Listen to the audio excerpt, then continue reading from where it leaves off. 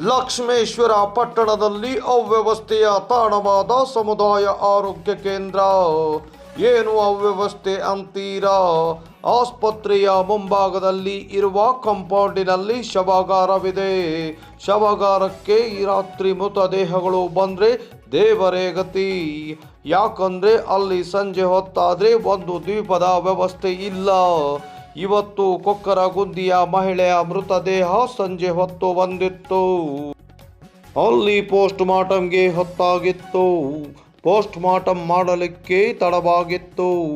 ಮೃತಳ ಸಂಬಂಧಿಕರ ಆಕ್ರಂದನ ಮುಗಿಲು ಮುಟ್ಟಿತ್ತು. ಆದ್ರೆ ಇಲ್ಲಿ ಮಾತ್ರ ಎಲ್ಲ ಕತ್ತಲಾಗಿತ್ತು. ಹಾಗಾಗಿ ಮೃತಳ ಸಂಬಂಧಿಕರು ಕಗ್ಗತ್ತಲಲ್ಲಿ ಪರದಾಡುವ ಸ್ಥಿತಿ ಒದಗಿ ಬಂದಿತ್ತು.